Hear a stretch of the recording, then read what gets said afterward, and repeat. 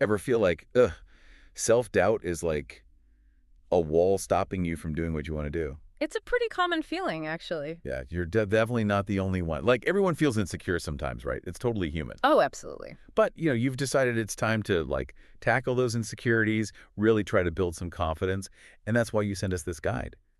Overcoming insecurities and building self-confidence, It's right? a good one. Lots to unpack there. Yeah, so think of this deep dive as, like, your own personal guide to being more confident, using this awesome guide you sent as, well, our guide. I like it. I mean, one of the things that really struck me about this guide is that it doesn't just offer those like quick fix solutions or anything. Right. It really dives deep into, understanding the root causes of insecurity. Yeah, like, where's all the self-doubt coming from? Exactly. And that's so important for creating lasting change. Totally. It's like that saying, to fix something, you got to understand what's causing the problem in the first place. Right. And this guide, it jumps right into that with a whole section on, get this, root causes. Yeah, and it's so interesting, how often those root causes, they can be traced back to certain experiences we've had, right? Like those early relationships we had, maybe some pressures from society, all sorts of things. Oh, yeah. Even the way we like internalize those experiences, how we talk to ourselves about them, Yeah. that plays a huge role in shaping our insecurity. It's almost like detective work. Yeah. To understand your insecurities, you kind of have to go back and look for those origin stories. It makes sense, right? Yeah. It's like the guy talks about how past relationships, especially if they were tough, like a bad breakup or something, they can really leave these like lingering doubts about whether we're good enough. Oh, for sure. Like, Yeah, if that person didn't think you were good enough, then maybe. Maybe nobody will. exactly. And it doesn't even have to be romantic relationships. It could be like tough stuff you went through as a kid, maybe some challenging family dynamics.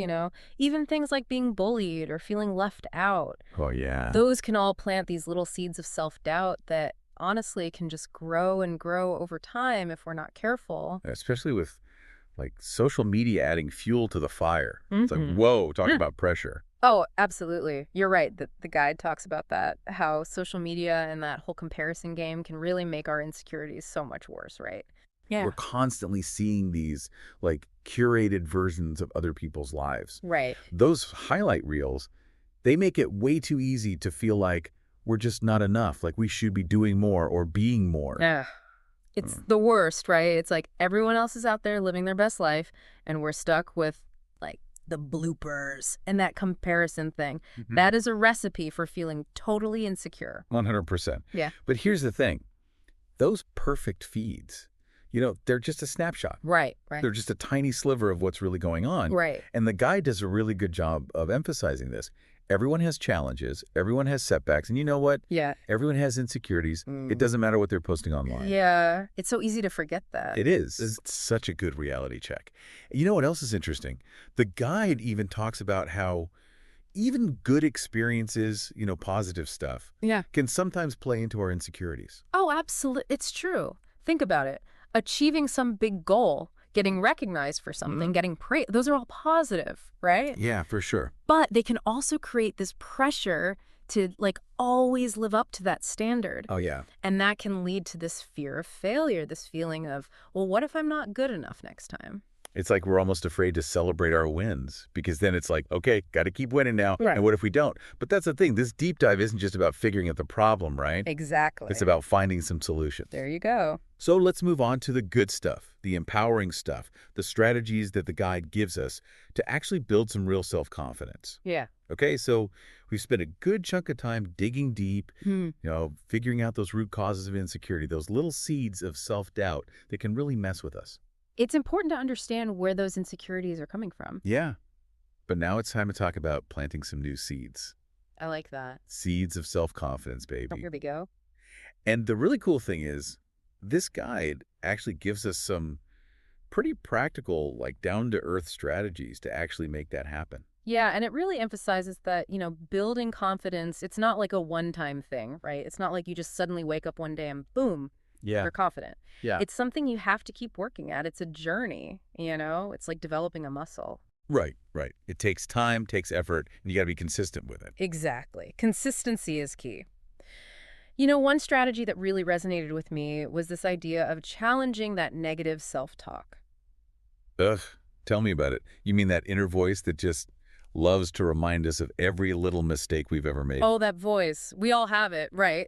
But the guide encourages us to really become aware of those negative thought Yeah, patterns yeah. and then start to challenge them. So instead of just accepting those thoughts like they're facts, we can actually, like, question them. Exactly. Question them, reframe them, and try to replace them with more positive, more empowering thoughts. Like, instead of going down the rabbit hole of, oh my gosh, I'm such a failure, after something doesn't go our way, maybe try something like, okay, so that didn't go exactly as planned, but hey, I learned something. I'll do better next time. Exactly. It's about shifting from being so hard on yourself to being kinder to yourself. Practicing self-compassion. Self-compassion. I like that. That's powerful. And another thing the guide talks about that I think is really important is the idea of building self-esteem through small wins. Okay, I like this already. It's so easy to get caught up in these big, huge goals, right? Oh, yeah. But we forget to celebrate the smaller victories along the way. And those small victories, they're powerful. They can really boost your self-esteem. That's so true. It's like, instead of waiting to celebrate until you've run the whole marathon, why not celebrate finishing each mile, right? Yes. I love that analogy. Every step you take, every goal, every little thing you accomplish, it's all progress. Yeah. It all deserves to be celebrated. Exactly. And speaking of interesting things in the guide, you know what else it talks about? What's that? Vulnerability. Okay. It suggests that embracing vulnerability can actually be a strength, not a weakness, which I thought was really fascinating. I mean, that does seem kind of counterintuitive. Yeah. Because usually we think of vulnerability as something we should hide, right? Right. Like, Well, we're supposed to overcome it. yeah, it's often seen as a negative thing. But when you really think about it, when we allow ourselves to be vulnerable, to just show up authentically, imperfections and all, it can lead to much deeper, more genuine connections with others. Okay, so it's like, instead of trying to present this perfect version of ourselves, like we have it all together, Right. we're just real. Exactly. We're just being authentically ourselves. Hmm. And you know where this is especially true? Whereas like, Relationships, romantic relationships, friendships, any kind of relationship. The guide even has a whole section about dealing with insecurities in dating and relationships. Mhm. And one of the key messages is show up as your true self. which can be scary. It can be. It's way easier to just like put on a front, right? It Pretend to be someone we're not. feels safer. Right. Yeah. But it's exhausting. You can't keep that up forever. Exactly. So we got to get comfortable with being vulnerable, at least to some extent. We do. And you know what? The guide makes a really important point about this, everyone. Even those people who seem super confident on the outside, Yeah. they experience insecurities too. Oh, yeah. It's a universal human experience. We're all in this together. It's kind of comforting when you think about it, like we're not alone in feeling insecure sometimes. Not at all. And you know what else this guide talks about that I found really interesting? What's that? This idea of embracing our unique ordinary. They're unique, ordinary. Yeah, it's a really cool concept. And I think it's especially relevant these days, with social media and everything. It's so easy to compare ourselves to other people. And Oh, tell me about it. It's like everyone else is out there doing all these amazing things, right? Like Yeah. launching businesses, traveling the world, becoming like Instagram famous. right. And meanwhile, I'm just trying to remember what day it is. Exactly. You feel me. But here's the thing, and the guide really drives this point home. Those perfectly curated versions of reality that we see online. Yeah. They only show you a tiny, tiny piece of the picture. Right. It's easy to forget that. They don't show you the whole story. And that's where this idea of the unique ordinary comes in. Okay, I'm listening. It's about like finding the extraordinary in your own everyday life, even if it doesn't look all that extraordinary to anyone else. I like that. It's like, instead of trying to live up to someone else's definition of success or happiness, Right. you get to decide what really matters to you. Exactly. What brings you joy? What are you passionate about? What are you good at? Those are the things that make you, well, you, no one else. And we should celebrate those things, right? Absolutely. 100%. Instead of wishing we were more like someone else, Right. we can focus on appreciating our own individuality, Yeah, I love that. It's about shifting our focus from, oh, I wish I had that, or I wish I could do that, to, you know what, this is pretty great too. So it's about changing our perspective. Exactly. Yeah. Instead of comparing ourselves to others all the time, All right. we can be grateful for what we have, who we are, and what makes us unique. It's a journey, For sure. For sure. but it's a journey worth taking. It really sounds like it. Well, this deep dive has been awesome. We've covered so much ground today.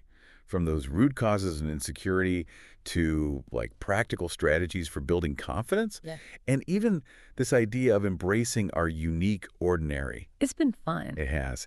And, if there's one thing I hope our listeners take away from this deep dive, it's this: building true self-confidence.